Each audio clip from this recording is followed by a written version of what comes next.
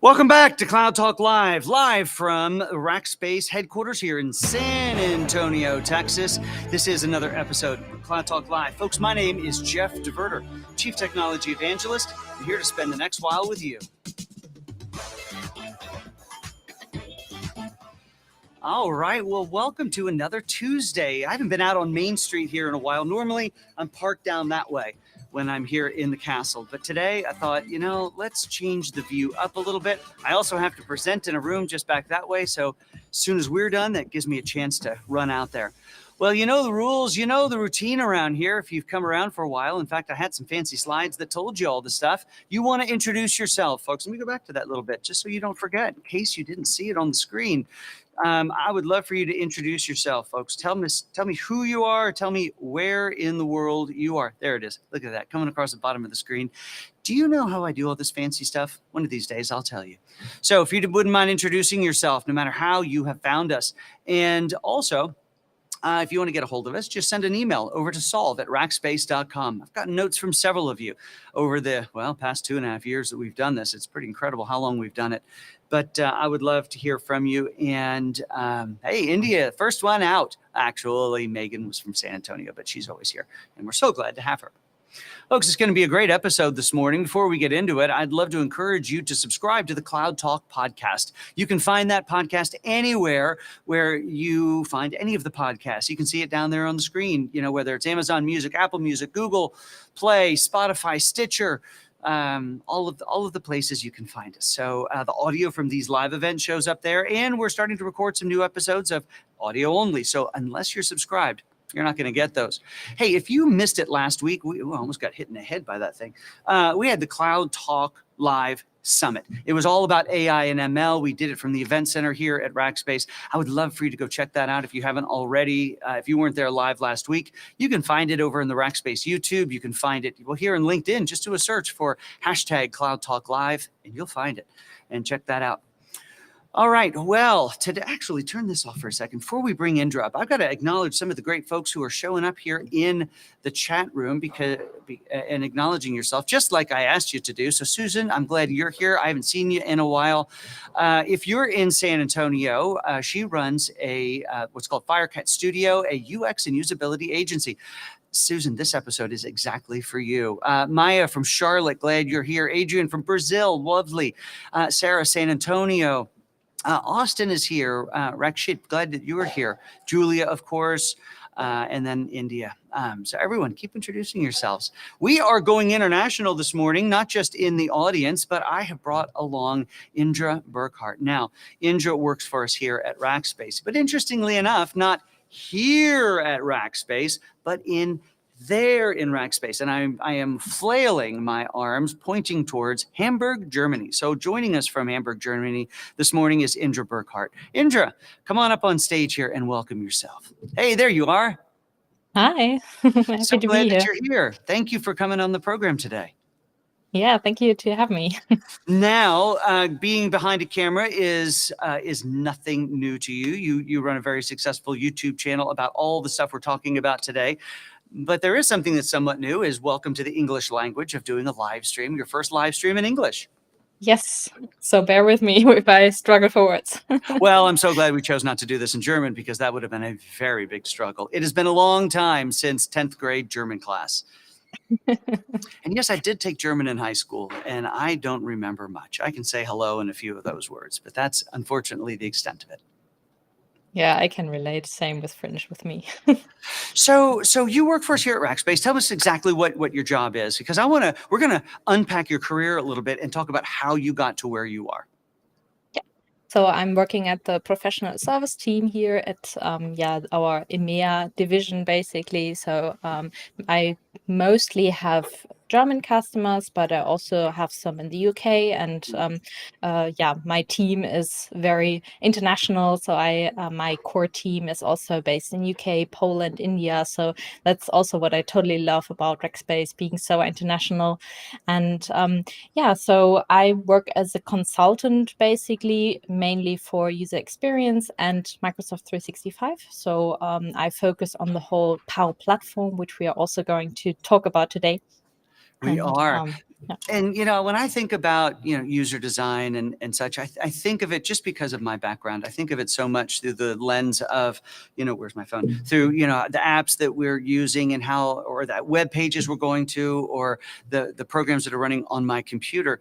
But for you, user design you even took a very tactile, real world type of an example. Let's talk about that job for a little bit that you had, as you work through your career. Yeah, so before I joined Rackspace, I was also a full-time consultant in user experience, and I worked on a wide range of different company types. So for example, I also did something for the automotive industry, doing usability tests in a simulator, testing if people were able to figure out what they have to press in their car. And I mean, it's a very crucial task, because if you don't understand what your car is telling you, it could risk your life. Very true. We get frustrated with our phones or with a web page and we can't find what we're looking for, but that takes on a whole new dimension when we're, running down the road at higher speed. So that gets really hard. But if we go back even a little farther, I mean, how did you come to even think, user design, that's a career for you? Yeah, before fully emerging into UX, I was a game designer. That is also what I studied. So I wanted to do something entertaining, but while I was doing stuff for entertainment, I found out that it's even more interesting to do something where people really struggle with and make their life maybe a little bit better. That's incredible. And so game design, everybody kind of fantasizes about, game design must be very, illustrious. It's very interesting. But everything I read sounds like it's pretty high pressure. Yeah, you have a really tight update schedule. So we had to release a new feature every 2 weeks. That was a little bit stressful. And I mean, it's also a job in IT. The only thing is that you might discuss stuff that is more unrealistic. So like lightning shooting porks or whatever, but the rest is still IT. It's still a computer back in there. Now, Susan, who has, I've known for, gosh, Susan, that was back at USAA. So that was a lot of years ago. But she runs a community here in San Antonio, all around, with speakers and mentors, as you can see on the screen here, project-based learning, all sorts of events. So if you are in this career field, especially geographically in the area, there is an address to learn more. Susan, do you stream those as well, or are they all live events? You can just comment down below. I need to get you on the program so we can just talk all about it. My apologies if that hasn't happened. But eventually, Indra, you move from designing cool things inside of cars and cool games and features inside of games, and you discover this thing called Office 365. And for that, you felt like, as you told me, you've come home. Why did that resonate so well? The way of modern work, so being very transparent, working at synchronous on a file, and working as a team really is the way I want to work. I always work like that, and Microsoft gave me the tools for my work needs, basically. So I first fell in love with Teams because it was just giving me the tools that I needed. And but then when you work with the Microsoft tools, you soon probably figure out that they're not fulfilling 100% of your need, because I mean, they have to cater for any company. Yeah, I always call it the beauty, the blessing and the curse. They'll give you this tool that has so much capability, but they'll get you 80% there and just leave you hanging. Yeah, but that's where the Power Platform shines. And this is why I love this, because I mean, we still have the need to have tools for our fit, for our processes. And this is now basically what I do. I help my customers figure out what are their processes, what are their needs, and I build something that fits their need, but still within the Microsoft universe. That's really interesting, because when you think about it, folks, regardless of what your career is, if you're working inside of a larger organization, even medium sized, in some cases, most cases, even smaller organizations, Microsoft 365 is somehow powering things in the background, even if it's just from an exchange point of view. but that's where things kind of started. So it becomes Exchange, and then Word's there, and Excel's there, and files shares are there. And now you've got a business process that you're trying to figure out. And this is really where that Power Platform comes together. And that's how do you stitch together that business experience utilizing these Microsoft tools.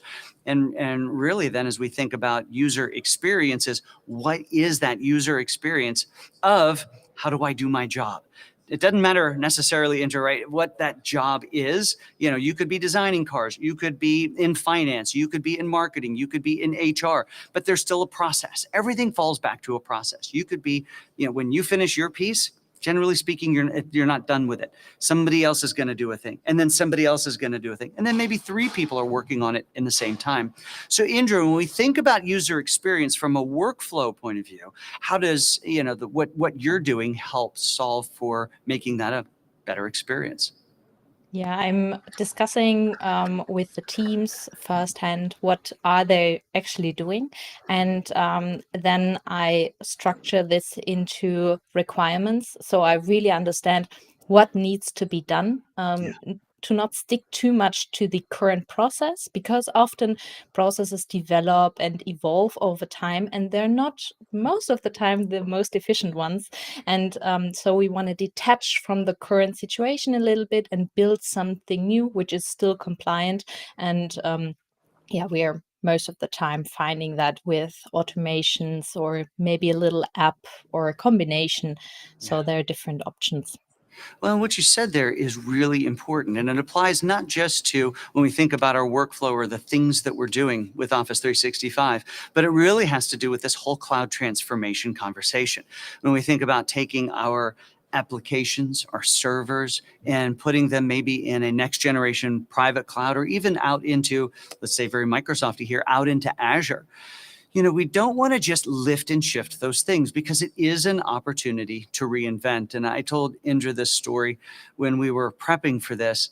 And I tell customers this story all the time. And back in my early days, you know, I was very much the Microsoft guy, you know, because I had back in, it would have been SharePoint 2003 is when I was introduced to it. I was working for a company called World Savings here in San Antonio, Texas. And very often, even with as rudimentary as task management and workflow management was in those early days, it still existed there. And a lot of it brought the ability to give visibility to processes where they hadn't really existed before in the hands of the end users, very much democratizing that. Well, a story that would get repeated over and over is I would be, you know, some VP would come knock on my fictitious door at my cubicle and say, you know, hey, Jeff, we got this process. We want you to get some of your SharePoint people to help automate this process. And I said, wonderful, let's do it. Let's get everybody in a conference room, and then we can have a meeting and kick this thing off. And he said, great, I'll get everybody there. And he would do introductions, or she would do introductions in the very beginning, and then hand it over to me, and I would kind of introduce the process in just a couple of quick minutes. And I would say, to start, here's this lovely whiteboard. Now, what I want you to do, who really knows this process? And some reluctant person would sheepishly raise their hand, and they would stand up. They'd spend 5 or so minutes in writing out that process. And immediately the room erupts. And people go, no, that part over there, this is how we do it. And some say, no, that part over there is totally wrong. We haven't done that since 5 years ago. And the room would erupt into scribbles and erases and trying to figure out. And that just gets back to the point, the fact that these processes that are running inside of businesses have been there in some cases for decades, and they've been taped on top of, they've been scribbled on, just as we think about the analogy of the whiteboard. And so when you're automating these processes and new tools like inside of the Power Platform, it gives you a chance to reinvent the process the way it should be done, not the way it was done. That was good and it served a time, but now we're going to redo that stuff. So Indra, it gets back to the point of when getting into the requirements of creating one of these, you know, the hardest part in transformation is the people part of the transformation. What's your experience been like in that area? Yeah, I think the hardest part is getting everyone to the table, because I mean, everyone is busy and we want to free them of their busyness by automating it, but still it is hard because they're still stuck in it. And understanding at the beginning why we are doing this, because often they say, but we have this process and it is working. Why And it do we need works. to reinvent it? Why are you meddling with our stuff? Yeah, exactly. And then I start asking questions and questions and questions, and I can ask them because I have no clue. Often I really have no clue about the process, Yeah. and that is very beneficial. And then they explain things to me, and then they were like, yeah, I don't know why this is that way. That's every time it always comes back to you have to keep, because you keep asking those clarifying questions. Why? And eventually you get to a point of going, I have no idea. It's the way we've always done it, which is the worst phrase in technology. Why are we doing it this way? It's the way I was taught. It's the way we've always done it. Yeah, but it's still painful for a lot of people to let go of this mindset of we do it like we always did it. And that is the change. That is the change management everyone is talking about, what we need to do in order to really do modern work and really accept this new technology. But yeah, it's worthwhile. Now, one of the things I get excited about is when in a project like this that I would have done over the years is you'll find somebody really gravitates in and they're like, oh, I can be a champion for this change. And they then start to really get into the technology and they think, maybe doing this business that I had been doing for a long time isn't what I want to do. Maybe I want to get involved in that change. Have you had experiences where people have really seen a career change ultimately? Yeah, I mean, of course, especially with PowerPlatform, I see so many people doing that full time now because it is also a very diverse field. And people, I mean, they say it's a low code, no code solution. So they try to get everyone in so that not only the IT people do this, but the people who really knows the process, which is a really clever way because IT cannot automate every process that is out there. But that also means people start falling in love with building power apps. That's right. They really do. And that's one of the things that I think is so important as well, is to find those champions inside of the business to really be the champion for change. Because there's nobody who can do the job better. They bring in experts like you, Indra, because you know the tools and technology. You know how to listen to what a process is and electrify, digitize that process. But it would be so much more efficient if those folks knew the generalities of the tools, knew the potentials of the tools, could get it 50 or 60 or 70% there, and then bring in an expert like yourself to be able to coach and take it the rest of the way for those pieces where they get stuck. And that's where a lot of people who are resistant to change, and why they're resistant to change, because they think, well, what's happening to my job? Indra's got these fancy tools. What am I going to do for my job? Well, maybe you should get involved in the fancy tools. I use an example oftentimes about how you can take somebody who is a very much what we would call here in the United States a minimum wage type person, an hourly wage, not a full-time employee. And you can turn them into a person in high demand transformation person just by getting them excited about the low code capabilities. And they can have quite a career with some pretty strong career surety and knowing that they've always got some work to do. Yeah, definitely. And I mean, they are the people who've been there for years, are the ones who really know every company their company by heart. And they are also most likely to invent new ideas for the company. But if they do the job that they've done for years, they don't have time to do that. So if they start building new things, then maybe the company is also progressing. And that's ultimately what we want. Yeah, one of the flagship stories that Microsoft likes to tell, and I've forgotten the gentleman's name, but it works at Heathrow Airport, and I'm sure you know the story as a Windows person, but I think he was doing security for them, effectively our TSA, and thought, well, this is not a good process, and he built a PowerPlatform app for it, and now he runs all PowerPlatform things for all of Heathrow and has quite a career, and Microsoft has advertised him quite well. But that's the potential of what is available literally to everyone, and there's so much great training available. And I know if you speak German, there is a great channel you could go to. Indra, if people are interested in learning more and speak German or want to exercise their German and learn more, you've got a YouTube channel as well. Yes, that's true. But my channel is focusing mainly on UX part. So the whole understanding users, testing your ideas with users, designing new solutions. not so much on the PowerPlatform part at the moment. But yeah, that's a whole But it new absolutely applies, because you can't go in and just take the PowerPlatform and think you can develop those things in a vacuum. I mean, you have to have the user involved. You have to have an experience that makes people want to use the app and not go back to their paper-based process that they have done for years. Yeah, and also you can apply your UX skills also into other hyperscalers. So if you have a no-code, low-code solution in AWS, then you still need UX skills. That's exactly right. It is technology independent. So Indra, here we are at the beginning of April. We were talking before about how spring has finally shown up in Hamburg, even though it was chilly this morning. And the first Tuesday of every month here is Women in Tech Tuesday, which is why we also sort of aligned you to be here and shine a light on all of the work that you've done in your career and your experience. So we're so grateful that you're here.